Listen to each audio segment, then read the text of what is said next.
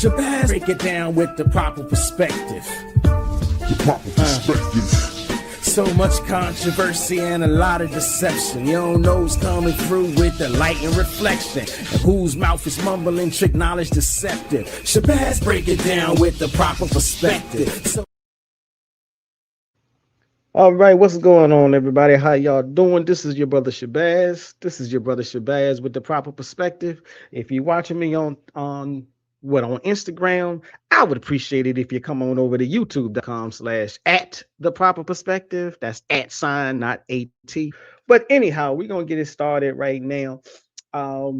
This may come to you as a surprise if you're familiar with the channel. If you're not familiar with the channel, it don't matter. But I am here to tell you, if you see the title, I have a surprise for you if you're familiar with the channel. Like I said, this is your brother Shabazz, and this is the proper perspective. Tune in. I hope you stick around. I hope you hit the like button, share this with people who you are familiar with, that are interested in this and we get started. Like I said, if you're familiar with my channel, you'll be a little surprised about the title of today's show. But hey, I'm here to tell you that I was wrong, people. I was wrong, family. My brothers and sisters, I'm recognizing something. So I'm here to tell you I was wrong.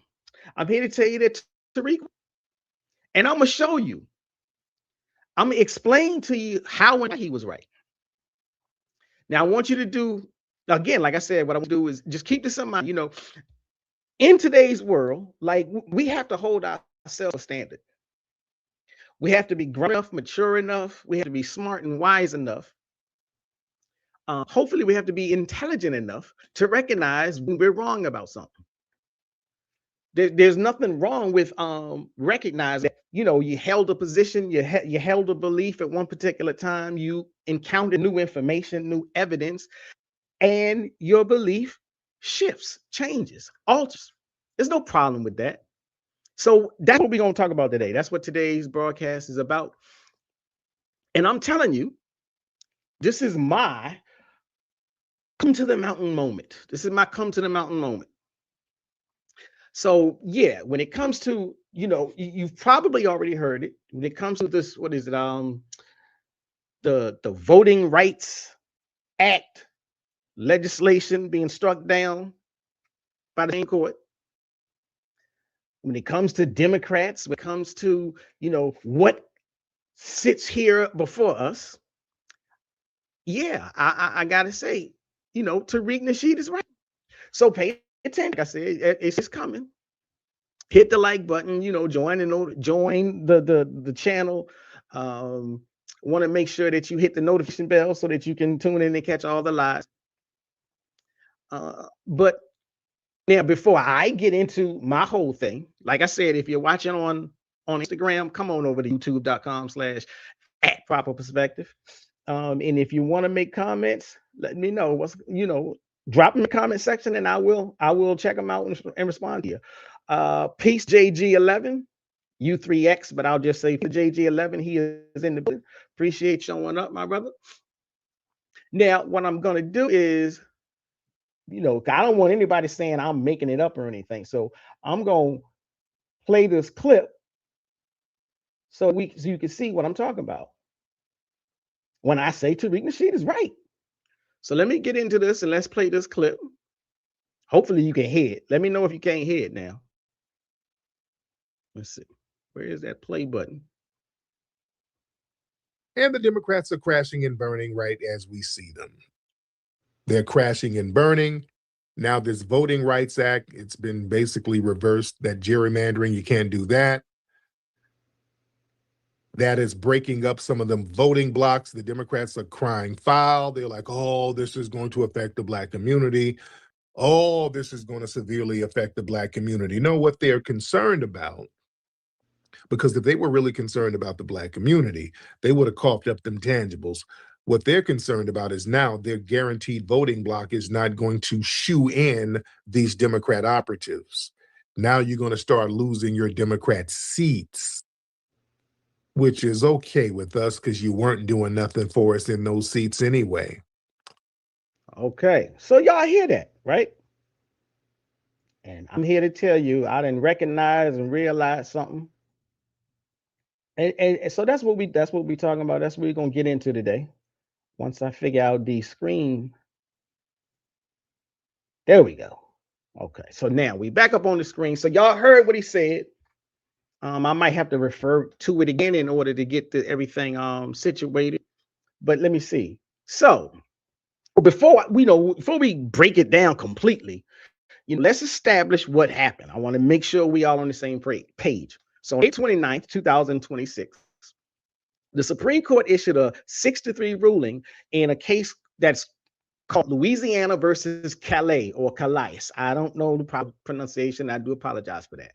But the decision effectively invalidates Section 2 of the Voting Rights Act. Sometimes it's just referred to as the VRA. At least, so the VRA, as it has been understood for 4 decades, for 40 years. Now, they did this without explicitly striking down the statute itself. So the statute remains. It now requires proof of intentional discrimination, something Congress did not write into the law, and that's extremely difficult for plaintiffs to show. That's what people are saying. Black voters is what they're saying. Black voters could lose 30% of the Congressional Black Caucus, according to Fair Fight Action and Black Vote Matters. Black votes matter. Now, the New York Times estimates that without the strength of the VRA, up to 12 seats in these states could be flipped from Democratic leaning to Republican leaning. That's the situation we're looking at. That's what's being talked about. And so, again, now, you heard what he said. Yeah, the Democrats are mad and everybody's losing their mind. Let me see, find the actual transcript so I can see what it was that he legitimately said. Let me see, what was that? What did he say? He said specifically. So yeah, he was right. They're saying that this is going to affect the Black community. He was right. We don't care because their people weren't doing nothing for us anyhow. Now, the only thing that sort of got me caught a little bit was I'm like, okay, now let me go check out. Let me, I feel the pain. I feel the anger. I feel that. I'm like, yeah, I don't like Congressional Black Caucus. They did nothing for us. And so I'm like, yep, they're going to be on the chopping block. Let them go. So I went to do a little bit of research. And I'm like, hey, so based on what's being reported, here are these good for nothing Congressional Black Caucus members who are most directly at risk. So in Louisiana, the 6th district of Louisiana, Representative Leo Fields.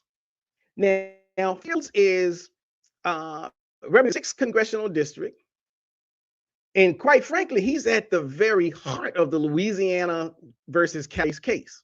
Republicans in Louisiana were forced to redraw that district as a second Black majority district due to Section 2, following a protracted redistricting fight in the courts. He is in the most immediate danger. So you see what I'm saying? What do we need him for? Now his record, and I meant to do this. I haven't had a chance to check that out, but I meant to go to blackwatch.org. But I'm gonna do that. I'm gonna do that later this weekend, maybe.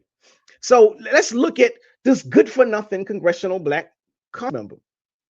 And let me see. Shout out to Fally. I'll get these names wrong. Faline Smith. Shout out to you. Peace to you. Warrior Brew Perry. Salute to you as well. You see my hand, my arm, my wrist is all acting up. So that's why I'm leaning into the camera a little weird. I got to do all of this stuff with my left hand instead of right, and it's not easy. But anyhow, nice to meet you as well, Faline Smith. Hit the like button, hit the notification bell, do all that good stuff. Hit all the buttons. So we're talking about this crazy CBC member that none of us need. Representative Fields. He is a veteran state legislator. Y'all know what veteran mean. I mean, they've been there for a long time. A veteran state legislator who returned to Congress after the court-mandated district was created.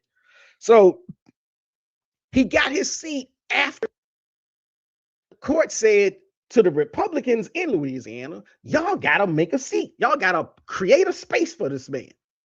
He previously served 2 terms in the House from 1993 to 1997. He was forced out.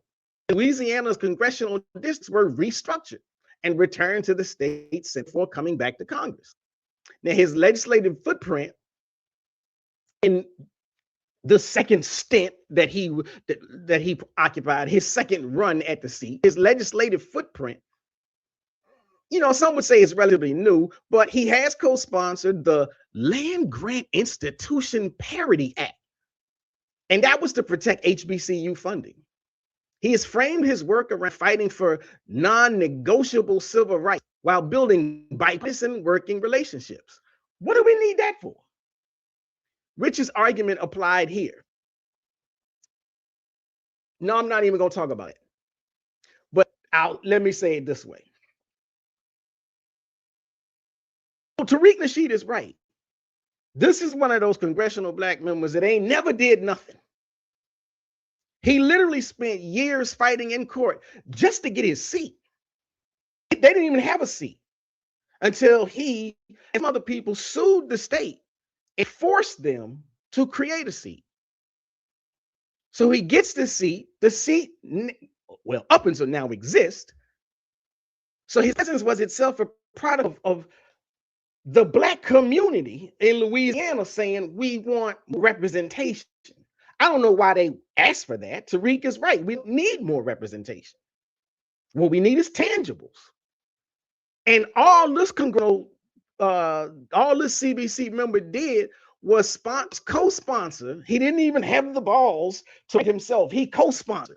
He's just a secondary person. He co-sponsored the Land Grant Institution Parity Act to protect HBCU funding. Why do we need that? But anyhow, that's just one of those Congressional Black Caucus members that Tariq Nasheed is right about and need. So let's look, let's dig further.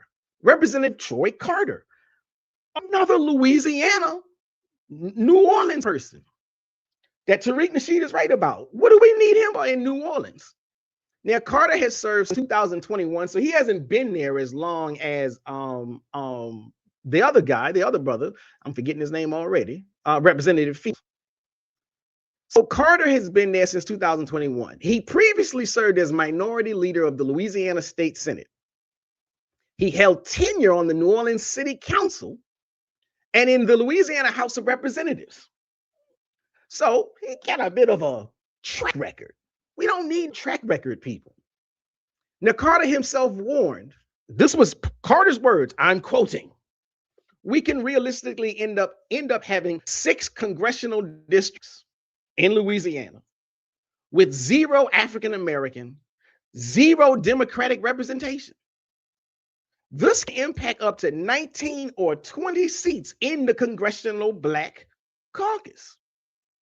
It can impact school boards. It can impact city councils. It can impact legislative seats. This is an explosive move to turn the clock back all the way to pre-1965. Now, CBS News is reporting that this is what Representative Troy Carter is saying.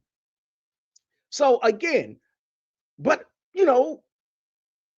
why would New Orleans need black representation? Black representation ain't did nothing in New Orleans.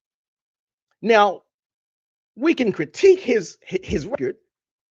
He is known as a mainstream institutionalist. He's a Democrat. No, we hate the Democrats. He's a Democrat. His record in government, in local government, is kind of characterized by party leadership, oversight work. Oversight meaning you're on those committees where you over other people's activities, sort of like the police. And so, I mean, here's a congressman that he hasn't done anything transformative for the black community, but he has been a consistent voice for the majority black New Orleans district. What do we need a consistent voice for? Let me see. Hold on. So somebody is. Let's see what this comment is. me see what this comment is. Show comments on stage. No, I don't want to show comments on stage. I want to move that, but let's see. Let me pop this out if I can. No, open. Let's see. So who is saying this? Like I said, it's hard for me to see this stuff now.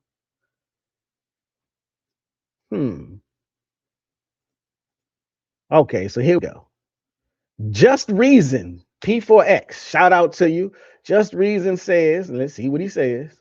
Grambling, Xavier, Southern, and Northeast does not get funding through the HBCU funding. Okay. Let's see. And he says the Foundation of Black Americans didn't ask for anything. They think the feds will take their land again. I don't really know what that's getting at. And then he says, the African immigrants. Is that what you're? Maybe you just haven't gotten your thoughts together. I'm not sure. I need full sentences in order to actually respond to you in a proper manner. But anyhow, so we're talking about Representative Troy Carter, another representative. Tariq Nasheed is right about. What do Black New Orleans need a Black representative for? But they do say he's been a consistent voice for his majority Black New Orleans district. So hey, I mean, what do we need that for? Now let's move on and let's dig. Representative Shamari Figures. Now here goes somebody. We're gonna leave New Orleans. Now we're going to Alabama. Let's go to Alabama. Alabama's 2nd district. Now, Representative Shamari Figures won his seat after a federal court ordered Alabama to redraw congressional boundaries to include a 2nd Black majority district. I don't know if this is a pattern, but it seems like some of these southern states didn't want any Black representation until Black people got together and sued the states. But so Shamari Figures noted that almost a third of Alabama's population is Black, almost a third, 33%, 3 out of 10. And before the case, Black people only had the legitimate opportunity to influence 1 out of 7 congressional seats. So you have 7 seats coming up out of Alabama, and you only had 1 seat that was influenced, that was voted in by Black people. And Shamari Figures, in some kind of way, he took Alabama to court, he beat the state, and the state opened up and recut so that we get a 2nd seat in Alabama. But Tariq is right. We don't need a 2nd seat. What do we need that for? Now, Figures is a first-term member. Again, he ain't that long-standing type brother. He's a first-term member and one of the more active ones among the at-risk group. He introduced the Land Grant Institution Parity Act, which would prohibit any federal official from reducing or eliminating funding to land grant HBCUs. Oh, well, that directly targets the Trump administration's suspension of the 1890 Scholars Program, which funds Black students at 19 HBCUs. He previously served as Deputy Chief of Staff to Attorney General Merrick Garland. Let me read that again. Representative Shamari Figures has been one of the more active Congressional Black Caucus members whose seat is now almost certainly going to disappear because we followed the Tariq Nasheed no vote, no check, no vote, tangible creed that he was right about. But Fitz introduced a Land Grant Institution Parity Act, which would stop federal officials from getting getting rid of the money. So the federal officials, the Republicans, were trying to rig the system so that land grant HBCUs would not get any money in Alabama, at least. And Shamari Figures introduced legislation to stop them so the money stays put. But you're right. Tariq said we don't need that. So, okay, Figures is a freshman. So, sometimes they have this thing, freshmen aren't as powerful as the veterans. So he hasn't had time to build a long legislative record, but he has been immediately active. Anytime something about HBCU equity, ooh, diversity, equity, inclusion, one of those bad words that Tariq don't like. Yeah, that we ain't supposed to mess with that. Legislative record, his legislative record has been shit. But as soon as HBCUs get on the chopping block, Representative Shamari figure stands up. So now, wait a minute, dismissing him, like, yeah, Tariq was saying, we don't need none of those. We don't need them. Well, the HBCUs in Alabama might needed them. But okay, but Tariq Nasheed was right. So it doesn't matter that dismissing him seems to be a little irrelevant, off point. That doesn't matter. So, okay, now let's leave Alabama alone. I ain't trying to pick on Alabama. Let's go to Mississippi. Crooked letter. Now, this might be the most complex case and probably the most relevant to Tariq's argument. This might be one where, again, this is where we get that right from. Now, Thompson has held his seat since 1993, so that means he's been in office for over 30 years. His district is listed as, it's considered, it's among the poorest in the nation. Median household income sits at roughly $43,000. $43,811 to be exact. The asset poverty rate is 36% in this district. Housing vacancy rates run nearly double the national average. Voters in this district prioritize clean water, health access, jobs, and federal investment. Okay, so that's what the voters are looking at. They're focused on clean water, healthcare access, jobs, and federal investment. So what did this good-for-nothing Congressional Black Caucus member, Representative Bernie Thompson, do in his district? He authored the 2000 legislation establishing the National Center for Minority Health and Healthcare Disparities. Well, what do they need that for? Let me look at that again. So this good-for-nothing Congressional Black Caucus member that we don't need, that Mississippi's 2nd District don't need, authored the legislation that established the National Center for Minority Health and Healthcare Disparities. Okay, well, is that a not need? Is that not need? Now, 2018 Farm Bill that he backed heirs property reform. Heirs, I'm not heir as in what you breathe, H-E-I-R, heir. People who own property and want to give it to their descendants. So this good-for-nothing CBC member, Representative Bernie Thompson, he backed a bill that protects people's property and their property rights. It allowed families to access USDA programs by submitting alternative documentation to demonstrate control of inherited land without clear title. So that means that there are people in his district that own property, but there was something going on, some kind of funky going on in the federal system, not the federal system, in the system, where if you don't have all your paperwork right, then the state get to take your land. And I've seen documentaries where that happens to a lot of Black people.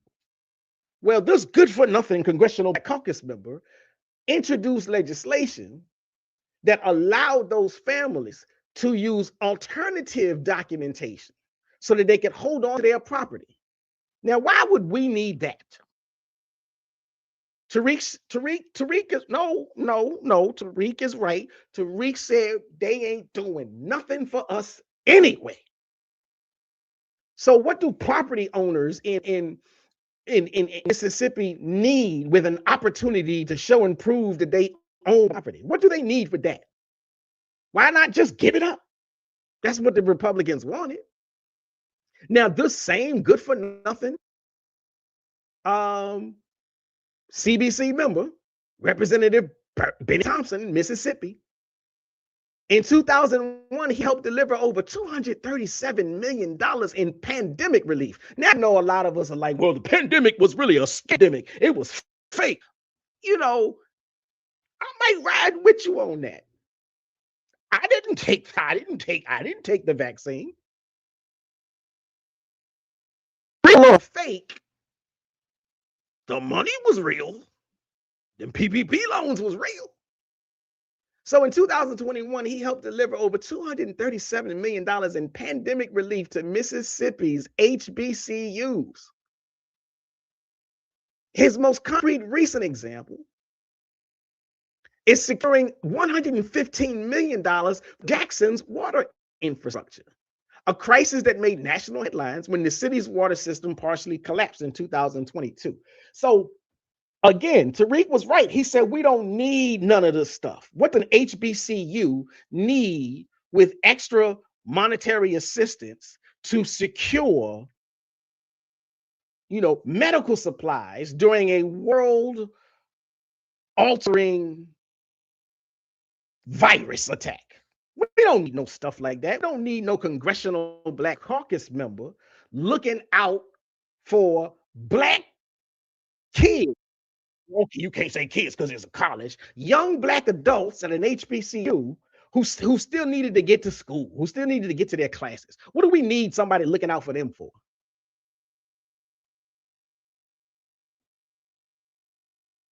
So Tariq was right. We don't need that. We don't need a district, mostly Black, who says we want health care to be accessed better. And they have a Congressional Black Caucus member who does what? He creates legislation that lets them access health care better. No, Tariq was right, though. But Tariq was right, though. All right, I'm going to leave Mississippi alone. Let's go on over. Georgia. Let's go to Georgia. There's a Congressional Black Caucus member named Sanford Bishop. Another one of those that don't do nothing for the community. Now, Bishop has served since 1993. His district spans 28 counties in Southwest Georgia. And that comes to a rough total estimate of 53.6% Black population. Now, there's significant poverty rates in the rural counties that he represents. Now, Sanford Bishop is the ranking member of the Appropriations Subcommittee on Agriculture. Bishop oversees annual funding allocations exceeding $25 billion for farm support, for rural infrastructure, for conservation, and food safety programs. None of that stuff that Black people need. Don't nobody Black need that. Now, as a representative, he aligns with fiscal conservatism. He created this little coalition. Y'all know, like the AOCs, and they got the Progressive PAC. Well, he got something called the Blue Dog Coalition. And he's publicly supported a constitutional amendment requiring a balanced federal budget. That ain't got nothing to do with the Black community. That's just the Democrat shill game. We don't need that. Who needs a balanced federal budget anyhow? Now, Bishop's record, let's get more specific here. He has directed Farm Bill funding into his district and hold an HBCU Champion Award. So Tariq is right. We don't need this kind of Black representation and leadership. HBCUs might need this, but we ain't going to no Black schools. What do we need that for?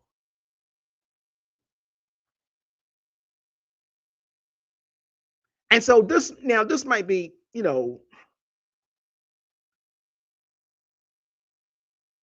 critical to prove the point that Tariq Nasheed is right. As a Blue Dog Democrat, he supported extending the Bush era tax cuts. He opposed expanding gun control. You know, I'm a Second Amendment person. I want to keep my guns. And I'm a black person. I don't agree with the Democrats always trying to ungun us. Neither does Bishop. What do we need a Democrat that's trying to help make sure that they can arm themselves in case of emergency?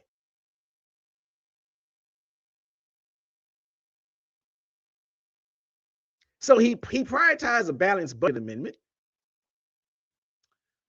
And so Tariq was right. We don't need that kind of fiscal responsibility. That doesn't help the black community at all. It don't even help America. He represents a majority black rural poverty district for 33 years.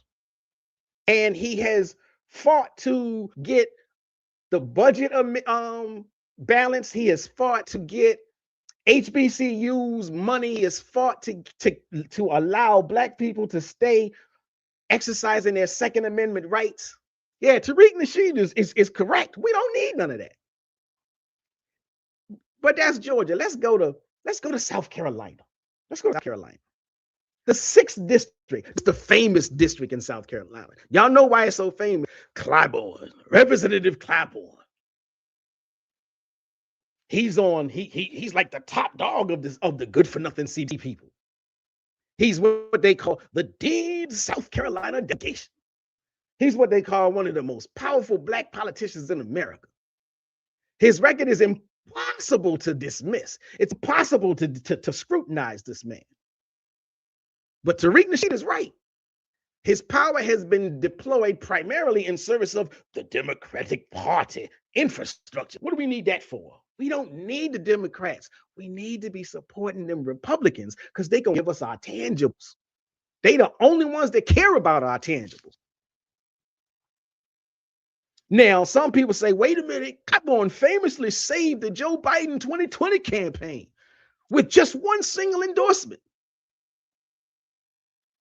Why do we care? Why do black care that Clyburn? We should be mad at Clyburn for helping to put Joe Biden in office. Joe Biden didn't do nothing for black people except give like over 17, billion dollars to HBCUs. What is all this concern and interest in black colleges? Who needs a black college? Can't we just go to the white ones anyhow? Black colleges don't transform the black community.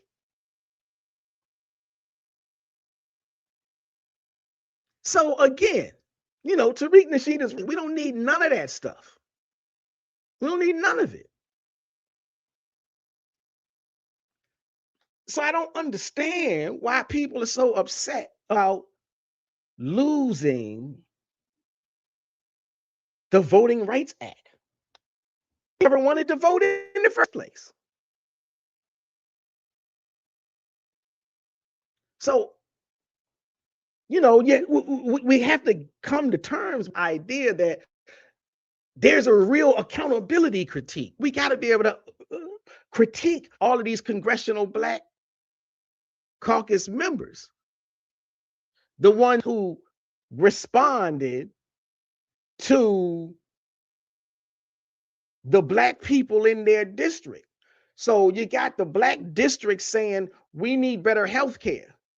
And you got a black congressional black caucus member who said, I'm going to write legislation to get you better health care. Tariq is right. We don't need that.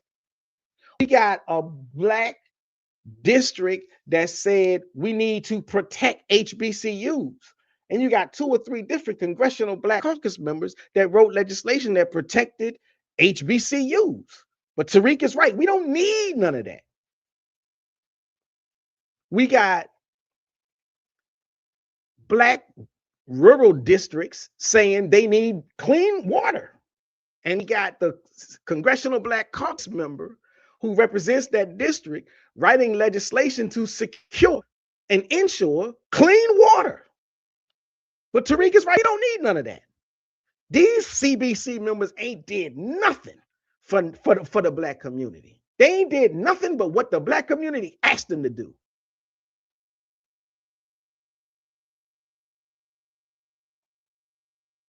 You feel me? Do y'all feel what I'm saying?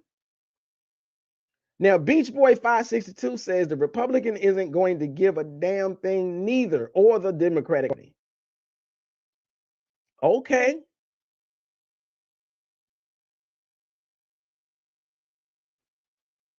Just Reason says it's deeper than you is deeper than you think. Keep doing research. Okay, so so in essence, if we go back and look at these things, so claim number one from Tariq Nasheed is the Black Democratic operatives. They weren't doing anything for us in those seats anyway. Now, some would say, well, maybe that's a bit overstated. As the research shows, Thompson, now the poverty rate in Thompson district remained abysmal, but he did secure the things that his community requested. So they weren't necessarily putting a focus on eliminating poverty. They were putting a focus on some other issues. Those issues are the ones that he secured. So Tariq is making a performance argument. He's talking about performance to justify elimination of structures that have helped improve Black communities. Well, that's a little odd. So as I'm thinking about this, and I keep saying, I swear to you, I've come to the moment, and though I see that Tariq Nasheed is right, but like, well, hold on, let me slow this thing down. Now, if a doctor isn't doing their job well, the answer is to get a better doctor, not to burn down the hospital and tell Black patients that they never needed health care anyway. So the correct response to what you see as ineffective Black representation is replacing them with stronger candidates and securing higher accountability, not helping your opponents eliminate their seat of power as a whole. But if I say that, then that sort of seems to mean maybe I can't ride with this thing about Tariq being right. Let me slow down. Let me think. Because another claim he's talking about, Democrats redistricted these places specifically to guarantee Black votes without doing anything. He says this. He says, we don't care about these seats because the Democrats redistricted these places. And y'all all know we don't need the Democrats. We don't like the Democrats. We don't want nothing from the Democrats. Now, the research shows that that's not exactly 100% correct. The research shows that the congressional map at the heart of this case, at the heart of, what was it, Louisiana versus Calais, the Louisiana case, Louisiana's second majority Black district was not created by the Democrats at all. And it wasn't created by Democrats to lock in Black Democratic voters. It was created after years of litigation by Black voters themselves. The community got together and said, we need to get with our lawyers. We need to get our politicians. Well, maybe that makes some Democrats. We need to get with the community. But they got together, the Black people in that district got together and they sued Louisiana under Section 2 of the Voting Rights Act. You know, Section 2, the one that they just gutted. They made the argument that the Republican-controlled legislature had drawn the maps that gave Black voters, who make up a third of the state, that their vote in effect can only influence 1 out of 6 seats. So they said this is wrong. So the black people in that district got together and they got with lawyers and they got with think tanks and they got with, all those little side organizations that Tariq is right about. We don't need none of them. And they sued the state and won. And they were able to say, because of this, we're going to get us some more representation. Now, it should be interesting to know that Louisiana, the Louisiana legislature, which at least at that time, and still now, controlled by the Republicans, they approved maps largely unchanged from the prior decade. So even though they waited until the end of the decade and the census was in, they saw the census reports. They saw that the numbers shifted. They saw that there were more black people. They saw that there needed to be more black representation. They still submitted maps that didn't make any changes. They gave the state 5 districts with non-black majorities and only 1 district with a black majority. So the black voters said, no, we ain't sitting with that. And they took them to court. The black voters won. The second district that's now on the block, that second district was legal remedy, not a democratic scheme. It was a legal remedy. Black people took the state to court and they forced the Republicans to give them another district. Well, why would we want to hold on to that? We're supposed to be holding on to what our ancestors fought for. But they fought for that. But Tariq is right. We don't need it. So on conclusion of the 2020 census, Louisiana had 6 seats. The Republican-controlled legislature approved maps that gave black voters a realistic chance in only 1 of those 6 districts. Roughly a third of the state's population is black. And a federal judge, when the black people took him to court, in 2022, the federal judge said that new map violates the Voting Rights Act, the same act that the Supreme Court has just said, now it's toothless. We're going to strike it down. So the black community used local politics to go to court against the Republican machine. They won in court at the state level. They got themselves a new district so that they could get better, more increased representation. The people that they voted to vote for and put in those seats immediately went to representing their district. They immediately went to writing bills that honored the requests of the community. The community said, we want more access to clean water. There's the bill. One community said, we want to protect HBCUs. There's the bill. But Tariq is right. He said, we need that. That's not the kind of representation we need. We need the black representatives to deliver us tangibles. How can you call money for a black school tangible? I can't put my hand on that.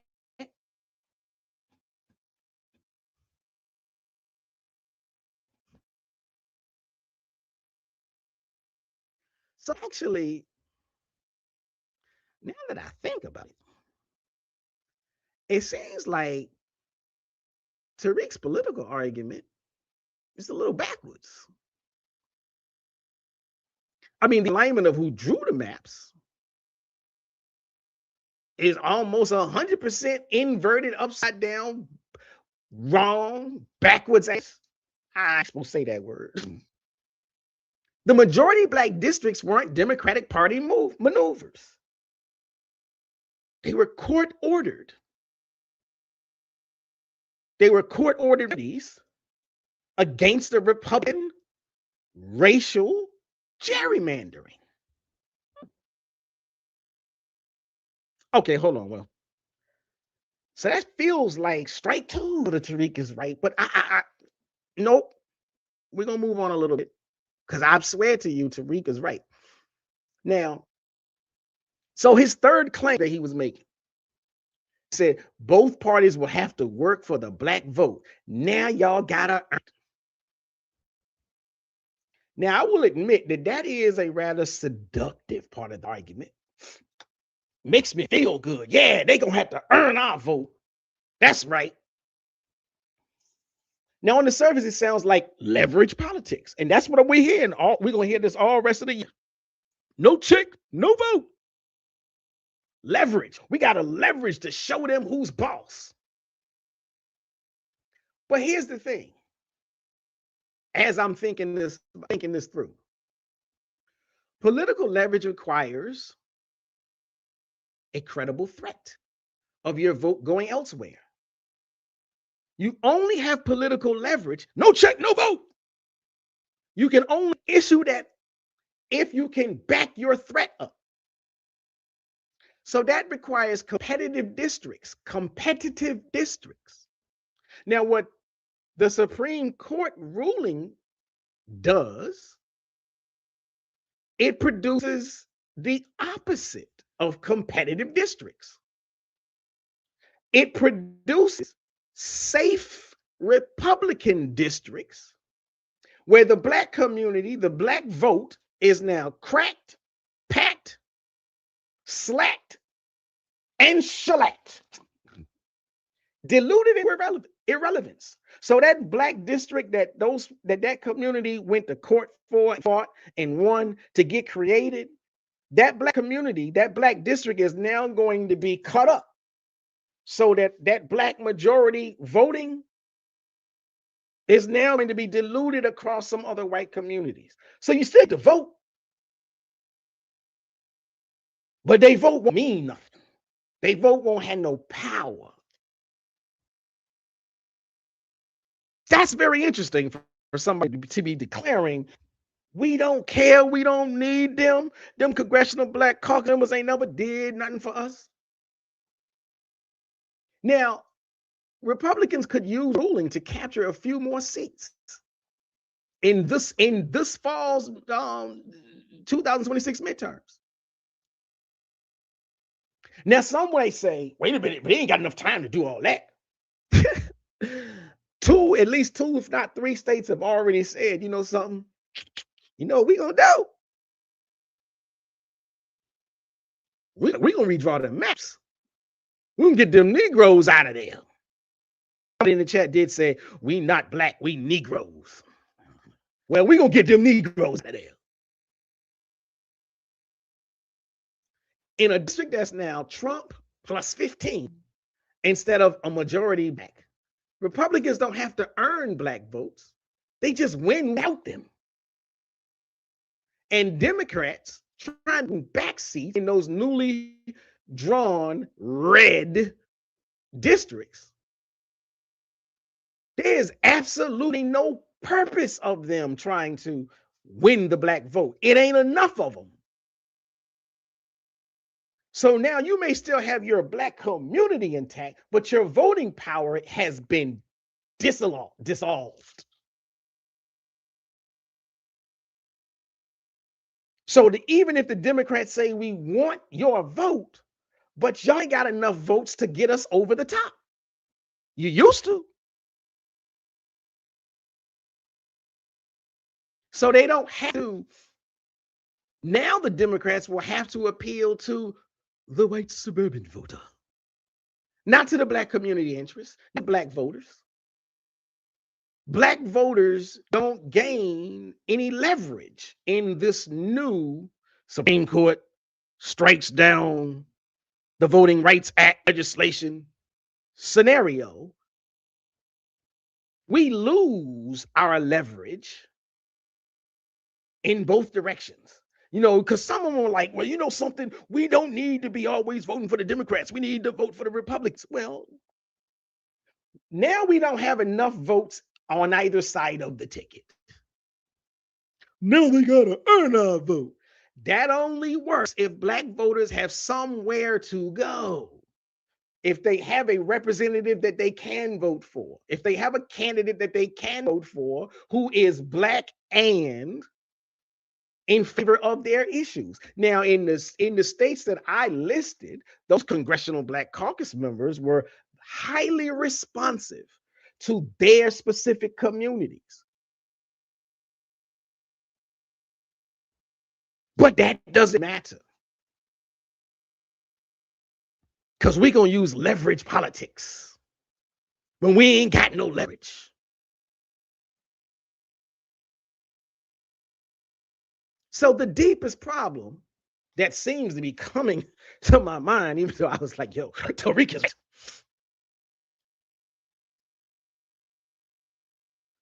is treating representation and delivery like they're the same thing. But when in actuality, they're not the same thing. They're two separate variables that need to be addressed separately. Representation is having someone in the room where decisions are made who reflects your community. That's what the Congressional Black Caucus was doing in states that I listed. Delivery is another thing. Is that person fighting effectively for material outcomes? Wait a minute. But those Congressional Black Caucus members that I was talking about, they were delivering to the community that sent them to DC. Now, they may not have been delivering on the issues that I think are important over here in Virginia, but they were delivering for the communities in which they live and were voted for. So perhaps I'm still trying to say Tariq is right, though, and it wasn't enough delivery, but it seemed like it was enough delivery. It was plenty of delivery. Now, you can always demand more. You can always say we want more, but in order to say more, you got to have those people. You got to have the seat available. What the Supreme Court has done is eliminate the ability to have the seat. Tariq says we don't need the ability to have the seat.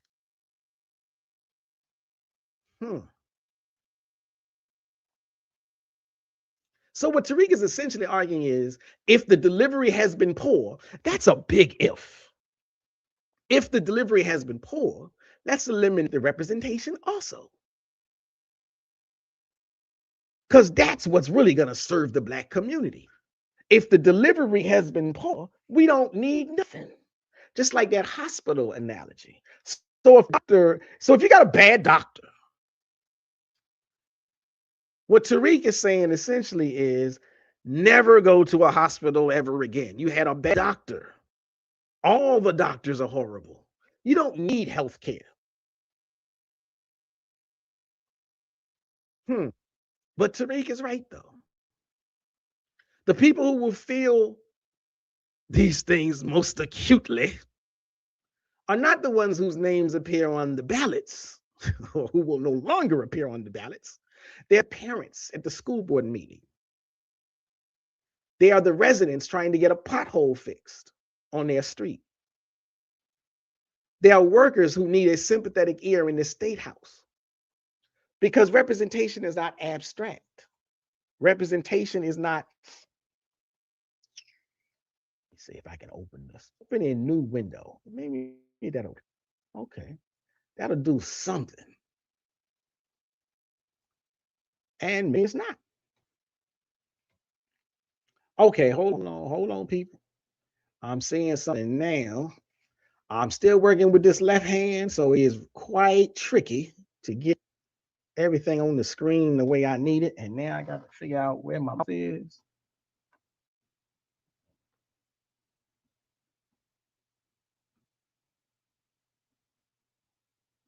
Okay, so I got some people in the comment section, and I'm trying to read your comments. Let's see. For Black Righteous. Okay, so let me see if I can read out some of these comments. We'll try to get a little bit deeper into there. So let me see. So For Black Righteous 4. Now he's got several comments, And I don't know if he's agreeing with me or not. I mean, clearly I'm trying to be, in alignment with the Tariq Nasheed thing. So 4Black says, where did 4Black go? 4Black, maybe can I put him on the screen? There we go. Tariq and FBA. Oh no, that's Ezekiel. Hold on. I'm gonna get to you too, Ezekiel. Hold on.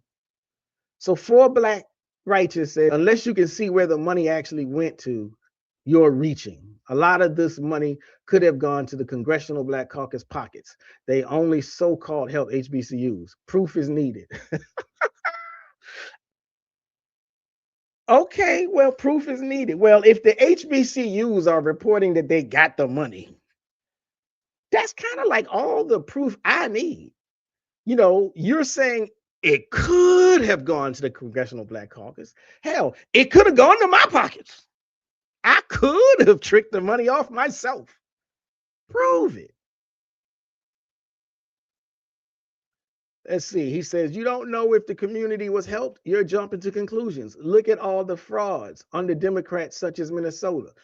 I mean, first off, if you want to have a conversation about Minnesota, I'll have a conversation about Minnesota. I've already discussed Minnesota several times. I wasn't looking at Minnesota. If you want to have a debunk session, then debunk the communities that were helped in the research that I did do. I named Alabama, Mississippi, Georgia, and a couple of others. South Carolina was another one. Let's have a conversation about what we're having a conversation about. So now let's see. So that's enough from him. Ezekiel says, Tariq and FBA helped Trump lock in 200 plus lifetime alternative right racist judges for the next 40 years, thus killing reparations for good. The irony, everything is gone now. Well, man, I mean, the way you put that, it's like, maybe I need to change the title of my video. If that's a true and accurate assessment of what has happened, then what was Tariq right about? If Tariq and the FBA truly have helped put in 200 lifetime racist judges, if that's the case, then even if we win back, I don't know if I should use the word we, even if the Democrats, even if black folk win some offices, some more seats, you might be right. We might not get if we got 200 extra racist judges, they just gonna all knock it down after it gets approved. DJ Big, shout out to you. DJ Big says Nigeria got their own bank in Texas and a large population. Nigerians. They also, the Nigerian got their own caucus funding themselves. They did not need CBC to get it done. CBC wasted years and work against BA. Okay. Now I have to look into that whole Nigerian thing. That's an interesting comment about Texas. I can't speak on that until tomorrow.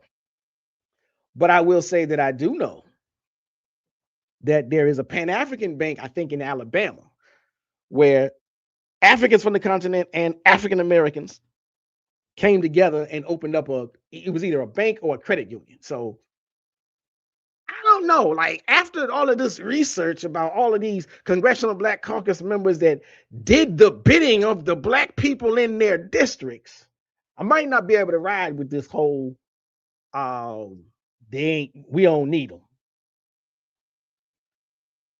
So let's see. What else do we have here?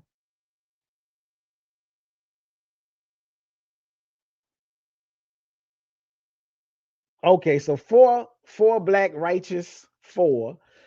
I don't appreciate your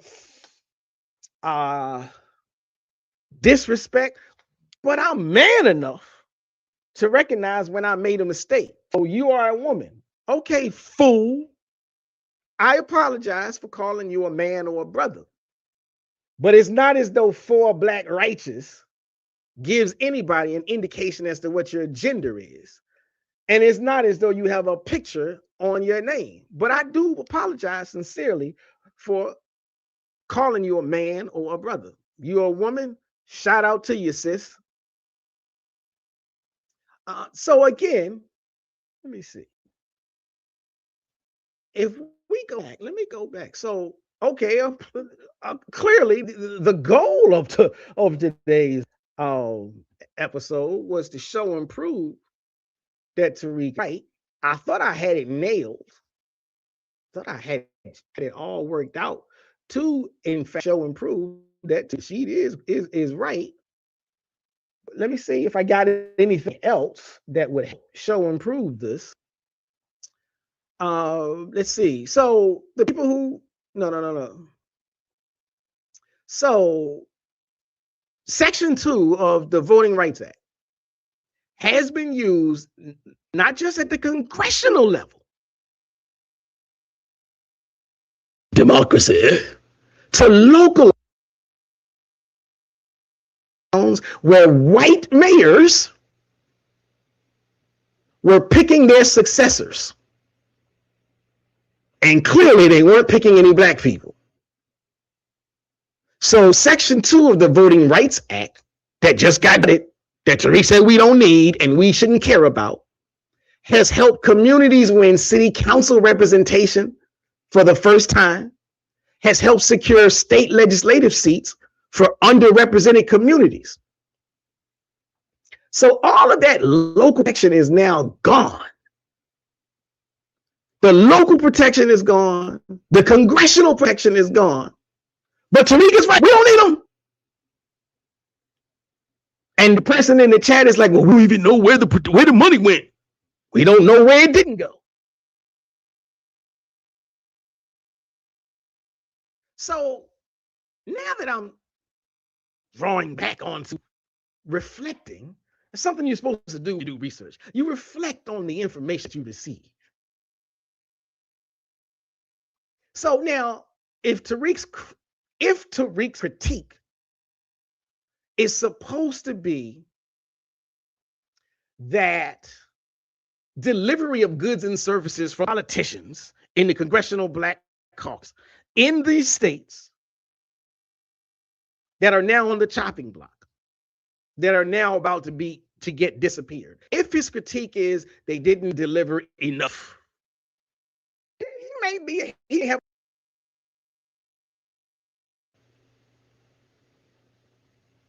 But even if we give grace and space for that, his conclusion of that critique seems to be catastrophically wrong. You can say the accountability argument and the voting right argument are not necessarily in conflict. You can hold both. But what you can't do is use a valid frustration with ineffective representation. What you cannot do with ineffective representation to justify celebrating the structural elimination of black political power. Because the people celebrating that elimination are not doing so because they want better black representatives. Those people want zero.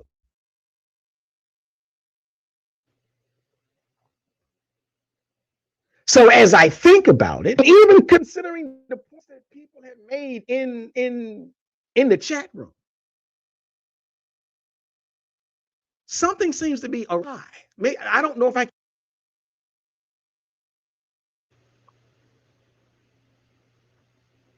Because the intellectually honest response to a universal claim, the correct way to frame, Tariq made an empirical claim with zero empirics. He gave no examples. He said, these people ain't did nothing for us. They did nothing for the black community. And I go look it up and I'm like, well, this one did that, and that one did this, and this one did that, and that one did that, and that one did that. Hold on. They delivered on HBCUs for getting money, for getting medical supplies. They delivered water infrastructure to a community who said, we want water infrastructure. They delivered minority health legislation to a community who said, we want more minority health legislation. They delivered property securing your property rights to a community who said, we want to secure our property rights. And they delivered, what was that, HBCU land grant protection to communities that said our HBCU land grants are in trouble and need protection. Now, you're not allowed to move the goalposts. You can have subsequent conversations and arguments and debates, but you can't have those subsequent conversations and arguments and debates in order to avoid the initial conversation. So you would have to be able to show and prove how at least the examples that I showed you, how those aren't real. Now, definitive, not, well, we don't know. We don't know if the HBCUs got the money. The HBCUs said we got the money. We don't know if that community got water infrastructure. They said they got water infrastructure.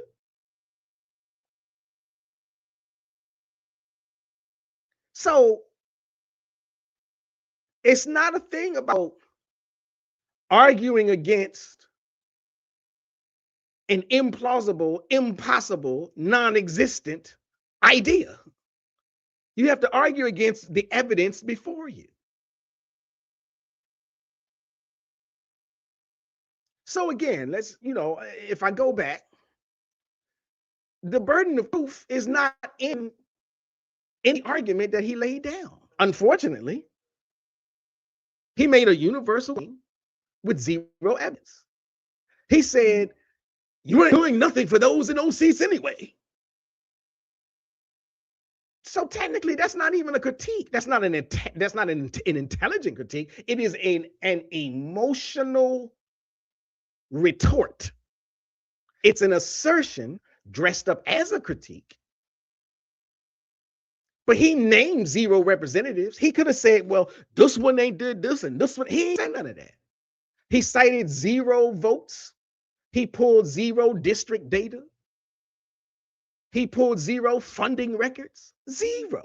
He just made an assertion. So in the world of argumentation, not debate, but just basic conversation, the burden of proof was still never met.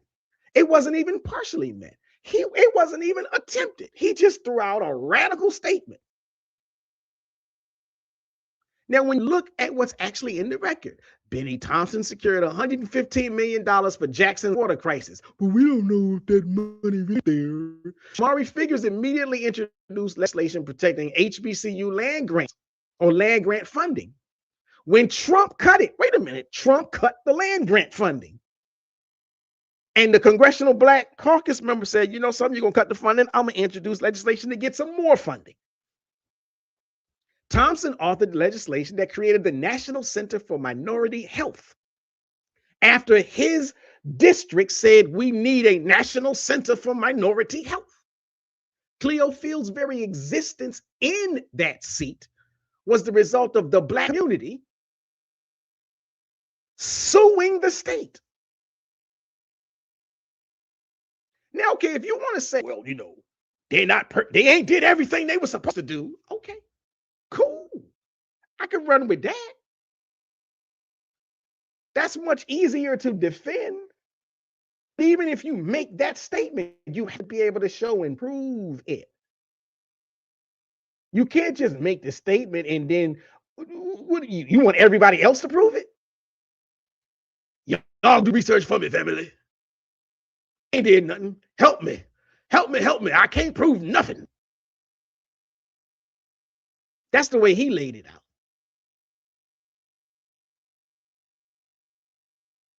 So again, their record might not be perfect.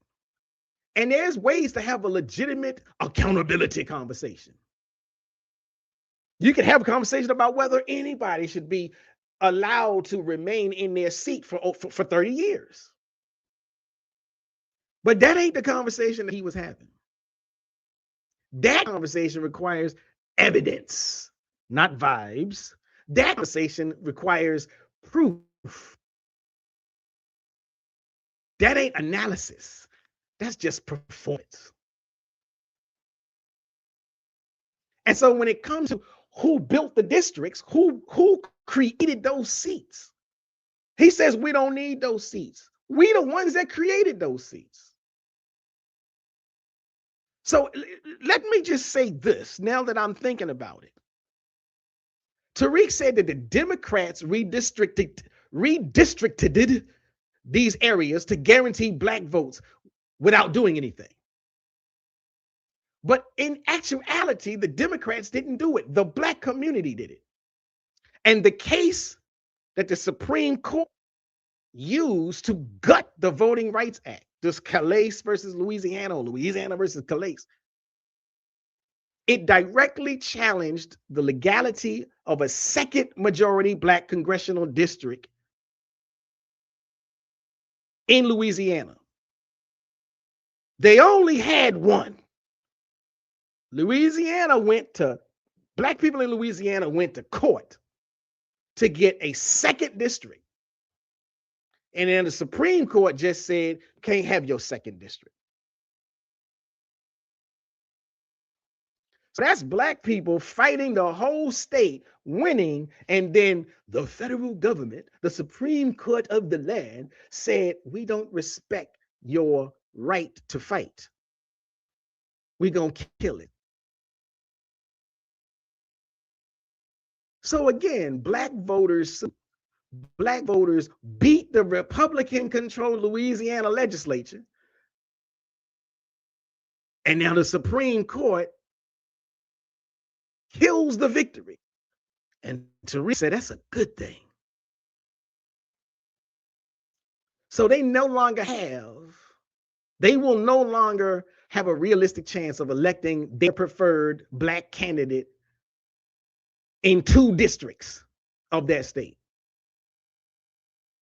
So the majority black districts that were not Democratic Party gifts to get votes. They were legal remedies that the black community fought for and extracted from the Republican resistance. And it took them years to get that win. So Tariq has the entire political history inverted. And again, so Shorty McGriff said, sometimes you lose things only to have something to come along. Okay, it might be true. And sometimes you lose things only to get more loss and more loss and more loss.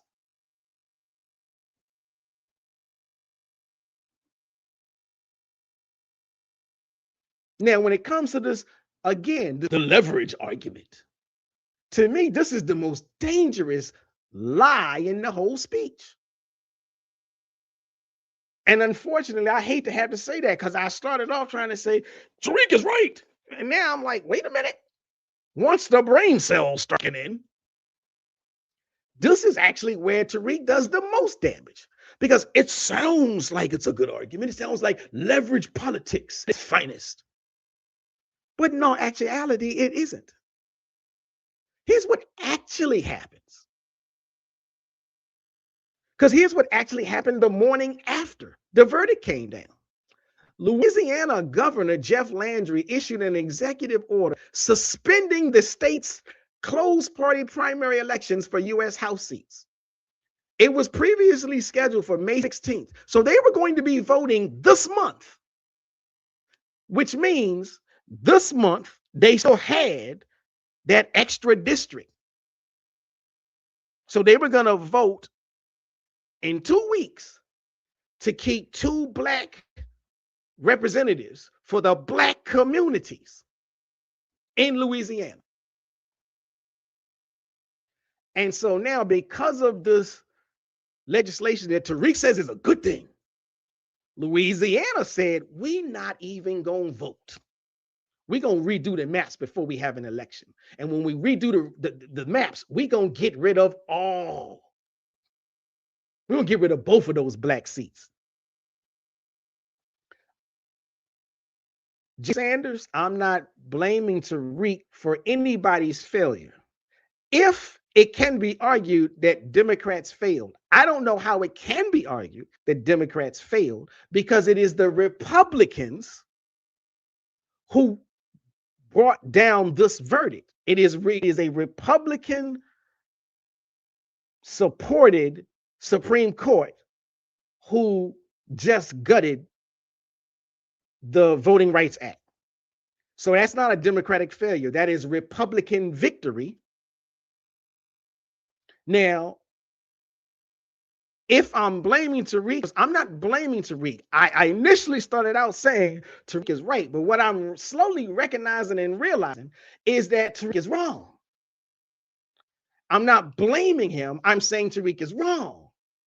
Now, if you're sober, if you're mature, if you're intelligent enough, then you can afford to take an L every now and then. But if you're not, if you're narcissistic, if you're ego driven, then you can't take no L's. You can't admit when you're wrong. Tariq said the CBC did nothing for none of us. And I just showed quite a few CBC members doing a whole lot for a whole lot of people in their districts. Again, in Louisiana, because of the Supreme Court's gutting of the Voting Rights Act, Louisiana said, now we get to redraw the map and we can get rid of both of those black seats. So so Tariq is right. We don't need black seats. That's what the Republicans say. They say we don't need black seats.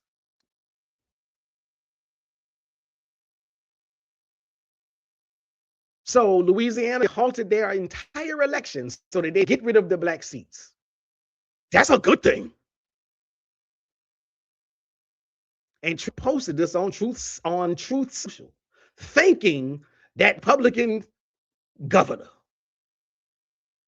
Tennessee Republican Senator Marsha Blackburn, who is running for governor, immediately urged the state legislature in Tennessee to reconvene and redistrict to eliminate the one Democratic district based in Memphis. We don't need no black representative in Tennessee. And Trump confirmed that he spoke with Tennessee's governor, who pledged to do just that. But Tariq is right. Why would Tennessee, why would Memphis, why would that black city need a black representative? So Tariq's argument that now they got to earn our vote, there ain't gonna be nobody to earn our vote. This is not both parties now have to work for the black vote. One party won't have a candidate. This is one party, the Republicans, suspending elections to redraw maps before black voters can even get to the voting booth. The leverage game that Tariq is describing requires a competitive marketplace. What's being built is a locked market where black votes are distributed into Republican supermajority districts where they are mathematically irrelevant. But Tariq told his audience, and some of his supporters are in my chat room, that burning house down means they'll finally get better furniture. Guess what, people? The furniture is gone too. So when you think about it, Tariq is right about nothing.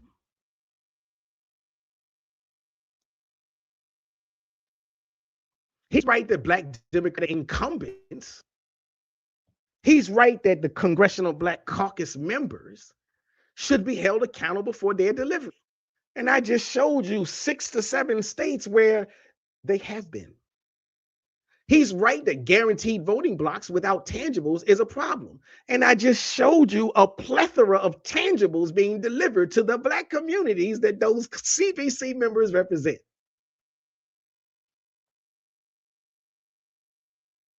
So in all actuality, Tariq Nasheed is right about nothing.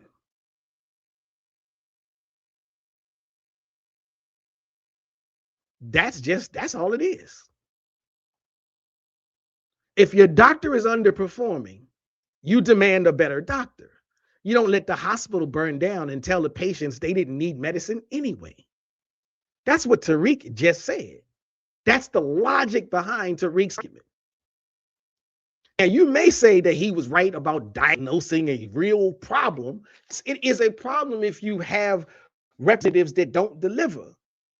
The problem is the representatives that we had up until this gutting were delivering. That's the problem.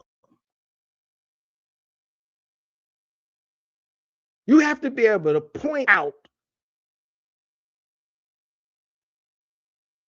You have to be able to point out what they do and what they don't do. You can say they don't do nothing. So Jay Sanders with your,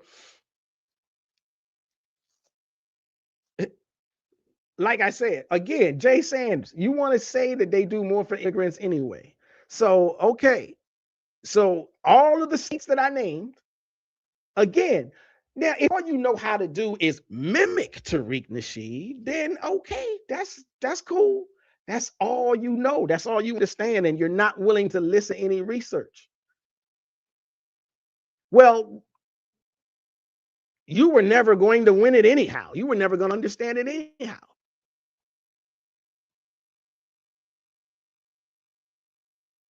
Because none of that's a dead argument. Again, names. They didn't represent us. I just showed you how they did. Now, if you say, well, I don't care college, okay, then you can say all of those representatives that had colleges in their districts who asked for representation and protection and assistance, they got what they asked for. If you're not somebody interested in HBCUs, okay, say that. But that's you. All of those HBCU oriented people, connected people, they wanted a representative that was going to help them, and they got it. All those black property owners in that other state, they wanted a representative that was going to help them secure their property, and they got it. All those black people in rural areas where clean water is a problem, they wanted a black representative that was going to help them get better infrastructure for clean water, and they got it. You can say, well, they didn't represent us, but you can't prove it. And all the examples that I gave today cleanly prove that the got what they bargained for. They got what they asked for. They got what they requested. They got representation they were looking for. And for you to say otherwise is just stubbornness. I can't even say it's ignorance, because it's just pure stubbornness. That's what it is. Like I said, I started off, you see my title. I started off saying he's right. It sounds good. It feels good. But then when you go look, well, let me look at the record. You know how many times I have heard the Congressional Black Caucus, and I feel it. Yeah, you're right. And then when you go look it up, you're like, oh, they are doing stuff. The Congressional Black Caucus, they are against reparations. They the only ones submitting the bills for reparations. Something ain't right here. Cognitive dissonance, ignorance. The Boule Black Caucus. Name calling. How old are you, Jay Sanders? Are you in 5th grade?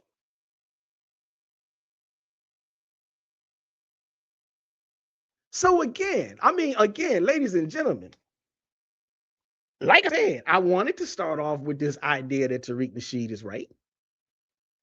But I certainly can't sustain it with evidence. I can still close out my show and say Tariq Nasheed was right about nothing. He's right about nothing. There's no evidence to show and prove that the Congressional Black Caucus ain't what they're being asked to do by their representatives. At least not in the examples that I gave. Now, I love research. Understand me here. Understand this. I love research. So if you got an example for a better example, I'll look into it. But just name calling doesn't prove your point. And like I said, I would love for you to debunk the examples I gave. If you tell me that you can't just say, well, we don't know where money went, when the people who are purported to have received the money say that they got the money for the supplies that they were looking for. Well, then we do know where the money went. You can just you can spew out conspiracy theories all you want to, but that ain't helping you. That ain't helping me. It ain't helping the black community. It ain't helping. If the idea is to be an informed group of people, it's not helping. If the idea is to be the miseducated Negro, like Carter G. Woodson said, then by all means continue miseducating people. Continue miseducating people. Your big homie keep doing it, and he's getting millions of views doing it. Other people say it's a CIA psyop operation because there's no proof in commentary. So the FBA victory is only a victory if you can concede the idea that FBA want black people to lose. FBA want black people to be in chains. FBA are a psyop operation. They're doing their best to keep us sidelined, to keep us out of the voting process. That's why they go to Democratic events and say no check, no vote. But they don't go to Republican events and say no check, no vote.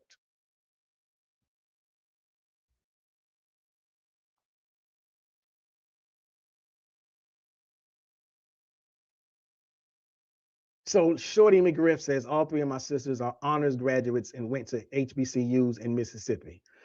Sound like a good thing to me. Shout out to Shorty McGriff and all three of your sisters. Jay Sanders has nothing. So you don't like the 90s crime bill. Well, guess what? I don't like the 90s crime bill either. Again, you got this thing where unfortunately, we live in a soundbite culture, and all people are doing is running off of sound bites. I didn't like the 90s crime bill. I'm old enough to, I was in my prime, so to speak, when the 90s crime bill came out. But you know who was fighting for the 90s crime bill to be passed? The black community. The black community, the black churches, black leaders were all pressuring the black representatives to pass the 90s crime bill. Now, I don't like the 90s crime bill. I didn't like it back then. But I recognize that historically speaking, the black community was pressuring the black elected officials to pass that crime bill. So now we can have a conversation about how bad the crime bill is. We can have a conversation about holding the elected officials who assisted in getting it written and passed, holding them accountable. But we also have to have a conversation about holding our own community accountable because we pushed for that. Not everybody, but enough people in the black community pushed for it. And so this is another example. When you have a segment of the community who is politically active and they're calling a state representative and they're saying, you better pass this. And then you have another segment of the community saying, I disagree with it, but don't make a phone call. Well, who do you think is going to be paid attention to? The people who say, no check, no vote. The people who say, if I don't get what I want right now, I'm not coming to the event. Or the people that say, I'm coming to the event and you better do what I asked you to.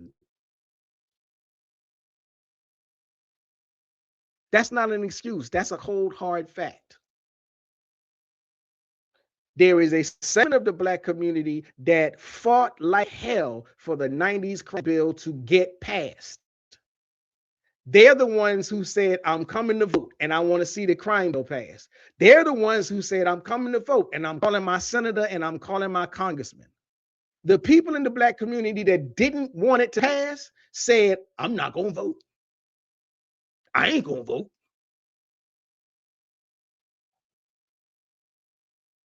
So again, that's not making an excuse. That's having an accurate assessment of the situation.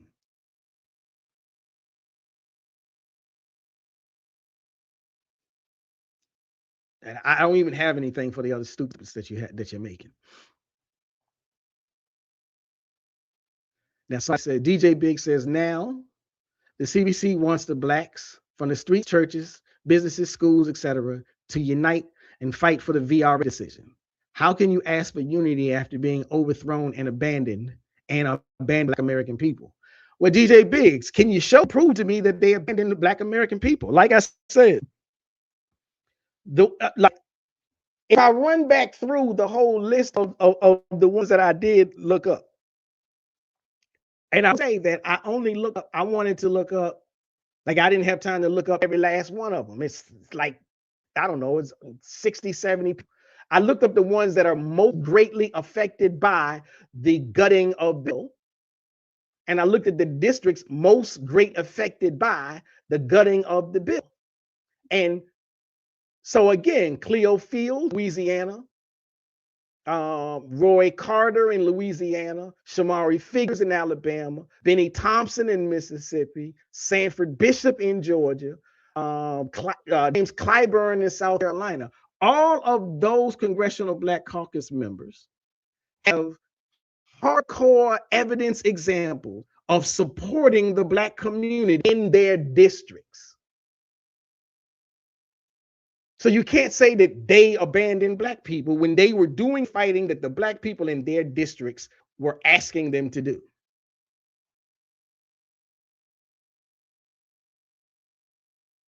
Shorty McGriff says we was getting stopped and frisked like crazy in the 80s and 90s in Minneapolis, Minnesota. And again, I remember because to some extent, I remember there was this discussion in the hip hop community, not the larger Black community as a whole, but in the hip hop community. And the hip hop community was saying they don't like to stop and frisk. But there were older members of the Black community outside of hip hop that were saying, well, we might need stop and frisk because there's too much gang violence. And the hip hop community took great issue with that. But the hip hop community didn't vote. The hip hop community said, we're not going to vote. And the older Black community said, we're going to vote.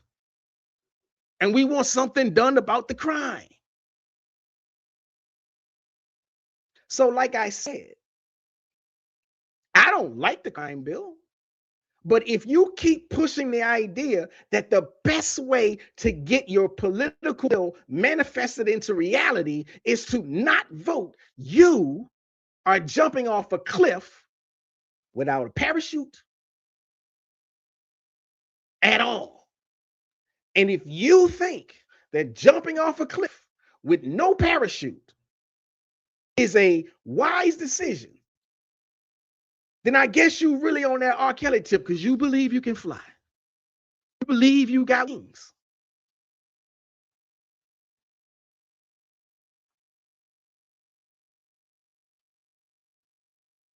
That's pretty much all I got to say. I appreciate everybody for joining in, for listening, pay attention. I appreciate the comments, even though I highly disagree. Like I said, I wanted to stick to the script, people. I wanted to stick to the script. I thought Tariq Nasheed was right. I really did. But see, here's the thing, what I realized. Tariq Nasheed knows how to say the thing that we're thinking about, but there's no evidence to back it up. This is one thing that I learned when I was in college. Teacher said, you can write about anything you want. You can write about anything that you want, but you got to be able to back it up with evidence and proof. So most of the teachers that I had were like, I don't care what your position is. You take whatever position you want, but you got to be able to back it up with proof. What Tariq Nasheed does is he speaks the things that a lot of people are thinking, but there's no proof to substantiate. I can say, I think America's a great country. Now let me go find the evidence. Well, they bombed everybody on the planet.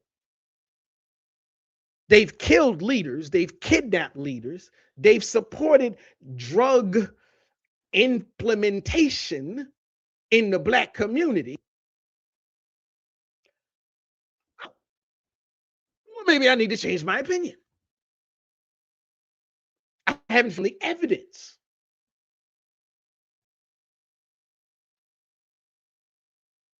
So again, you can have any opinion you want to. And Jay Sanders says, so what? I'm not deflecting. Jay Sanders says, I'll subscribe. I hope you subscribe. I appreciate the subscribe. Support the channel, please. I agree with you that Tariq is not Congress. I disagree with you that I'm deflecting. I am literally speaking about the opinions. Again, we are all allowed to have opinions. You can have an opinion, but if it is an incorrect opinion, if it is an ignorant opinion, if it is an opinion that cannot be substantiated with evidence, you can still hold on to it, but you will be looked at in a certain way. You can have any opinion you want to. There are white people who are of the opinion that black people are not humans. Their opinion matters nothing because it is not informed by evidence. It is not informed by facts. It is not informed by the documentation. But they still are allowed to hold that ignorant, stupid opinion. Everybody can have an opinion, but when you can't substantiate it, it gets called out for the pseudo fluff that it actually is. It's nonsense. Now, again, please send me the Congressional Black Caucus members that you think haven't done anything for the community. I'll go look them up and research them. Why pay attention to it? For this very reason. When I hear something that is so grotesquely incorrect, I feel like I got the right to express my opinion. And here's the difference. The difference is when I express my opinion, I'm going to show you the evidence that substantiates my opinion. Now, this is not about trying to say, well, you have to agree with me. Clearly, Jay Sanders, you don't agree with me, and I'm not mad. But what you cannot say in a truthful manner is that I didn't show you evidence. Now, Tariq said Congressional Black Caucus ain't did nothing. You yourself keep saying the Congressional Caucus ain't did. I keep showing example after example after example how the Congressional Black Caucus is doing stuff in the districts that they represent. So I pay attention to it because I don't like misinformation. I don't like disinformation. I don't like illogical claims. I don't like stupidity. What was it Lord Jamar said before he lost his mind? He said, Lord Jamar makes a difference. I have no tolerance for black ignorance. I love that line from him.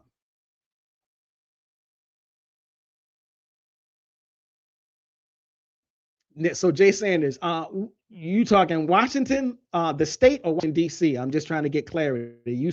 We have no real representation in Washington, brother. They took our vote for granted. Now they lost it. Okay. So again, you talking about the state or the District of Columbia, just so I can understand what you're talking about.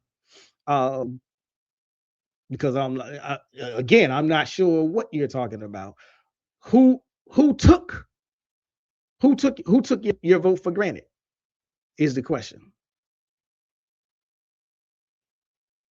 Make another comment. So you're talking about DC. So who took the vote for granted? I mean, now DC, because DC is very tricky. DC has never had full representation.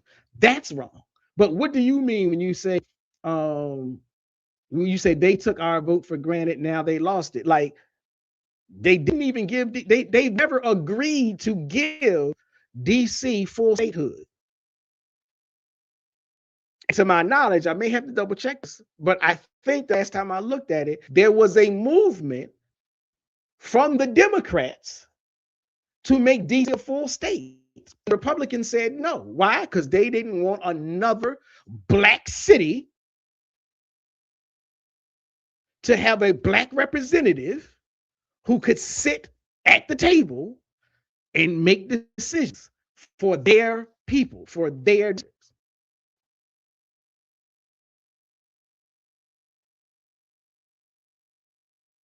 So Jonathan Lane says FBA act like blacks only vote for Democrats. They do act like that. And they only target blacks who vote for Democrats. They don't smoke for blacks who vote for Republicans. I ain't heard of FBA call Clarence Thomas out, and Clarence Thomas was instrumental in getting this Voting Rights Act thing gutted. But they're praising him, they're praising Clarence Thomas, and they're praising the Supreme Court decision. Shorty McGriff says, I have to do some research on the CC. If they're not up to par, I'm going to really call them out, brother. That's fine. I will call them out too. And let me know what you find.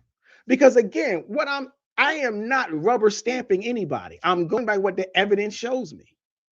Like I had this conversation with somebody else who was like, somebody said that the CBC ain't nothing but black immigrants now. I went to go look it up. I'm like, oh, that's false. That's false. It's still more black Americans than black immigrants. So some people just like to say stuff that ain't true because they're looking for a response or because they're ignorant and they don't know that it's not true. Jay Sanders says, because Thomas is a sellout. Yes, Thomas is a sellout. Unfortunately. So if Thomas is a sellout and Tariq Nasheed is praising the activities that came down under Thomas's watch, what does that make Tariq Nasheed? If you coincide with, if you align with, if you think it's a good thing that what Thomas does is sell out activity, what does that say about you? If I say Thomas is a sellout, then I would say, let me look at the actions that he's taken. His actions show and prove that he's a sellout. He is against reparations. He doesn't believe racism even exists. He doesn't even protecting the black voter. He doesn't believe in protecting the black worker. He doesn't believe in protecting anything inside the black community. So I would use that as my evidence to show and prove that Thomas is a sellout. So what do you call somebody who praises Thomas? What do you call somebody who praises the decisions that Thomas renders? FBA thinks that Thomas did a good thing when he said reparations should not happen. And they think that because Tariq told it was a good thing. FBA thinks that the Voting Rights Act being gutted is a good thing. And they think it's a good thing because Tariq told them it's a good thing. But both of those came from Thomas, or came from the hand of help and the assistance of Thomas. So if you're going to call Thomas a sellout and you see Thomas's actions as sellout actions, then how do you coincide that with Tariq Nasheed praising those same actions? I didn't say he praised I didn't say Tariq praised Thomas. I said he praised the actions that came down under Thomas. Listen, he praised actions that came down with the assistance of Thomas. Thomas is in 100% in favor of gutting the Voting Rights Act, and Thomas is a sellout. Tariq is 100% in favor of gutting the Voting Rights Act, but you say he's not a sellout. How do you coincide that? That's, again, Jay Sander, you are shifting the goalposts. You're trying to change the topic. At least have decency to admit you were incorrect in your statement. You say, I'm FBA. It's a lineage, ethnicity, not a political party. That's not even a part of the conversation. As an FBA, you can vote for whoever you want. You don't have to be aligned with a political party. I made no conversation about being a political party. I said FBA thinks that the gutting of the Voting Rights Act is a good thing. And they think it's a good thing because Tariq says it's a good thing. And I said, the problem is The gutting of the Voting Rights Act came at the hands and at the help of Judge Clarence Thomas. Now, you agree that Thomas is a sellout.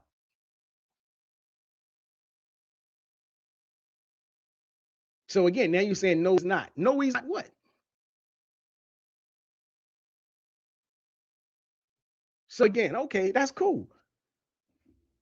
So, but again, you see, I hope you see my point. Also, I hope most people see my point. I know I can't convince everybody. I'm not trying to convince everybody, but I am trying to make the point that when you hear people saying that the elimination of Black political candidacy is a good thing, you have to really, you really should be trying to reconfigure.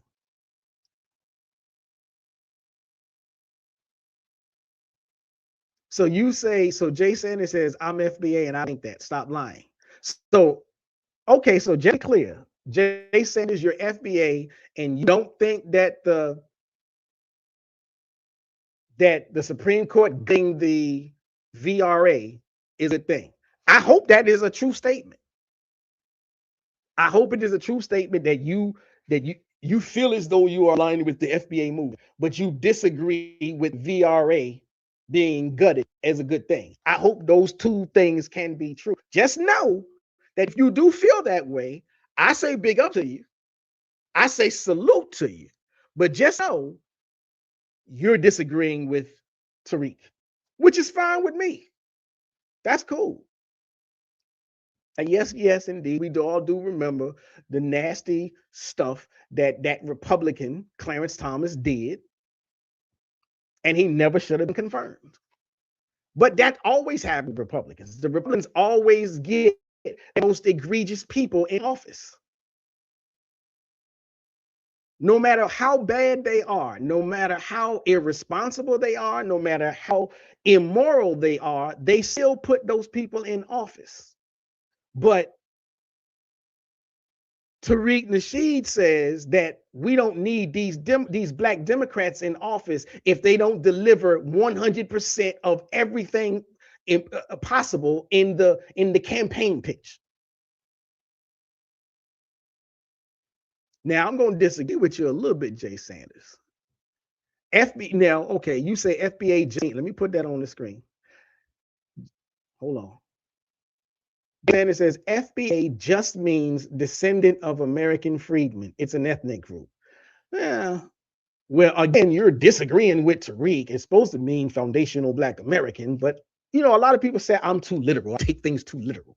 But the freedmen is a separate group from the FBA. There's some overlap, but they have some differences of political opinion.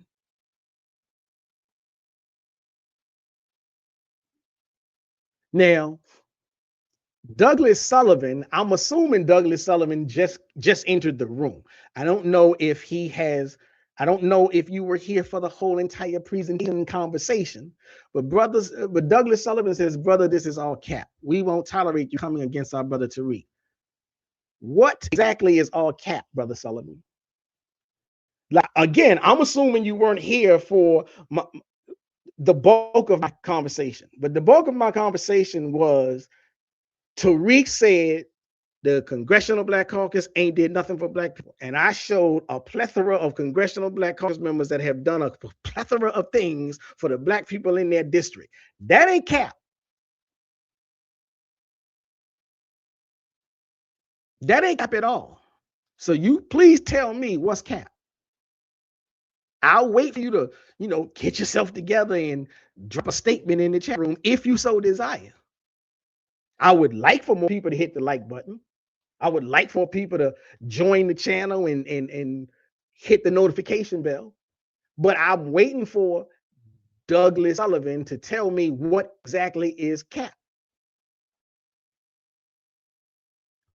And Jay Sanders, I never said that FBA is a political group, but FBA does have a political ideology. They have opinions about politics. And the FBA group, whose opinions about politics are, quite frankly, they run extremely contradictory to African Americans.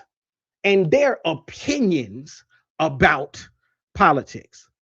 Now, so in that regard, FBA is not an ethnic group. FBA is a subgroup. African American is the ethnic identity label. FBA is a subgroup, just like hip hop is a subgroup of African American culture and African American music. All African Americans are not hip hoppers. All African Americans are not FBAers.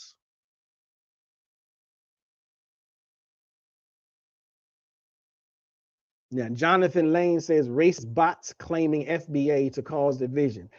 I don't necessarily disagree with that. I do know that there is a significant amount of bot activity, and their goal is to create division. But I also know that there are some real humans who believe in this FBA thing. As wrong as they are about everything, they still believe it. Now, Elijah Claiborne says, it's not just cap, but a straight up liar. See, that's the type of thing that's like, okay, so maybe Elijah Claiborne Bay is a bot. Could be a real person, but such strong language, such strong proclamations, either shows that you just got here and you ain't been paying attention, or you playing a game. Because again, everybody that says I'm a liar, when I ask you to tell me what did I lie about, you're not saying anything. You have no proof that I'm a liar. You just like to make comments. And Jay Sanders, I disagree with you. You say African American, FBA, I'll put it on the screen. You say African American, FBA, American Negro, Black American are all descendants of American freedmen. I disagree with that. I would say we're all descendants of enslaved Africans that was brought over here during the transatlantic slave trade. Again, I'm not going to, you have every right to claim FBA as your identity label. I'm not mad at you for claiming that, but I'm not going to claim it. Now, I will get mad if you say I got to accept it. I don't have to accept it. Just like you wouldn't accept African American. That's cool. You don't have to accept African American because I believe in the principles of the Nguzo Saba, and it says we all have the right to claim a label that we want. Now, Hungry Ghost, I like his question. Why the rebranding of a people already had an identity? Tariq is playing y'all. I'm 100% of that mindset. Like I said, even I was like, I came on here today to say that Tariq is right about the Congressional Black Caucus. And when I looked at all the evidence, I was like, oh my God, he lied about that too. All cap. Tariq is playing a game, people. But most people won't even accept that. Like I said, they're not accepting it. People cannot accept facts because it hurts to recognize that you were wrong about something. And so again, Jay Sanders, who else? Elijah Claiborne, Douglas Sullivan, all these people are coming here saying that I am lying, but they can't show and prove that I am lying. I showed you 5, 6, 7 different congressional caucus members fighting hard for their districts, and they are still saying, no, they're not. We don't know if they actually did what the report says they did. Well, if you're not going to trust the report, then there's nothing to have a conversation about. If you don't know if the report is true, then you don't know the report is false. And you have no rationale to say, I'm just going to ride with the idea of it being false just because it makes me feel good.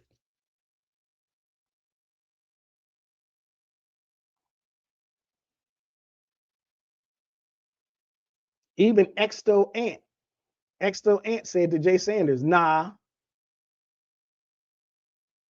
And so again, like most people do not agree with the rebranding. Most Black people do not agree with the rebranding at all.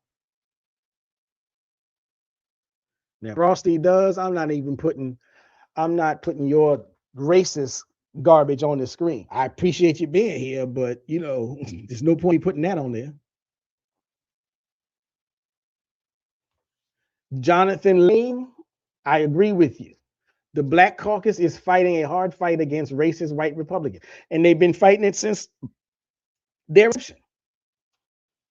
And it's one of the reasons. It's one of the reasons that they've had such a hard time even getting the reparation bill off the ground, because the racist white Republicans keep voting it down, won't even allow it to come to a vote. And Frosty does stuff. Facts can definitely be racist. I've already look. You're childish. Facts can be racist. Data can be racist. Data can be skewed to support a racist ideology.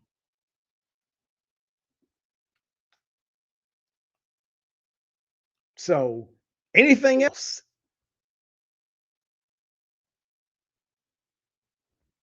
Anything else? Anything of substance? Anything of value? Anybody want to challenge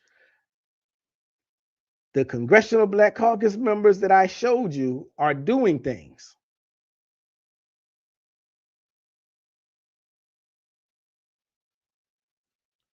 Let me see.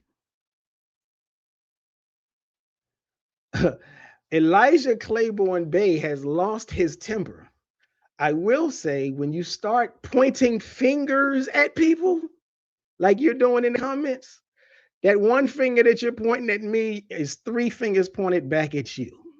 Let that be a lesson to you.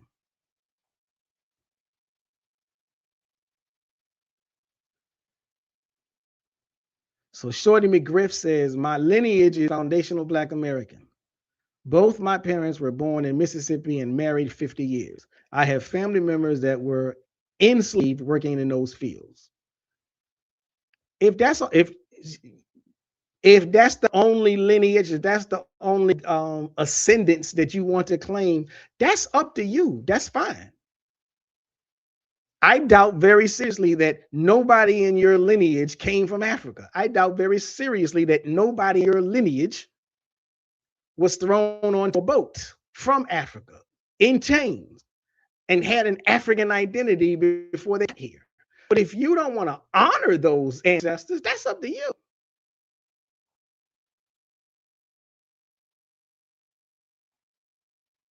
So, ladies and gentlemen, brothers and sisters of the court, I'm getting ready to close this thing out unless somebody else has anything. My lineage is African American.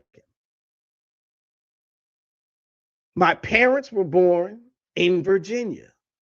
Their parents were born in Virginia. Their parents were born in Virginia.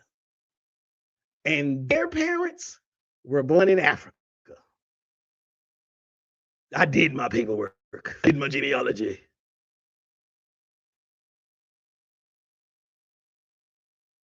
So that's why I'm an African American. I am descendant of enslaved Africans brought to this country against their will. And we are the ones who are owed reparations. But again, like I said, I came on here to show and prove that Tariq was right. After all of the evidence gets looked at and analyzed, it seems that Tariq Nasheed is right about nothing. It is what it is, family. I tried. But ladies and gentlemen, brothers and sisters, please, like I said, hit the like button, share this video with anybody else that wants to see the facts about the Congressional Black Caucus.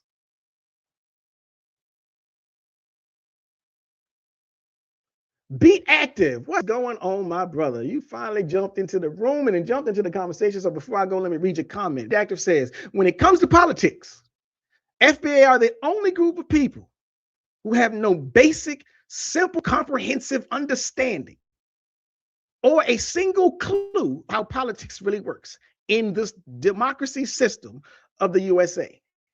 You know, and unfortunately, I have to agree. Like I said, I wanted to side with me. I wanted to agree that Tariq is correct. Hold on, let me get this. Where's my look? I need my charging cord. Phones is about to die. I want to say that Tariq was right about the Congressional Black Caucus not doing anything. The evidence shows, what does Maury Povich says? The evidence shows that was a lie. I want to say that Tariq was right that getting rid of the Voting Rights Act was a good thing. The evidence shows that that is a lie. I wanted to say that Tariq was right about without the Voting Rights Act, Black people now in a position where we can use political leverage to force the parties to come to us. The evidence shows that that is a lie. So in essence, Tariq is right about nothing.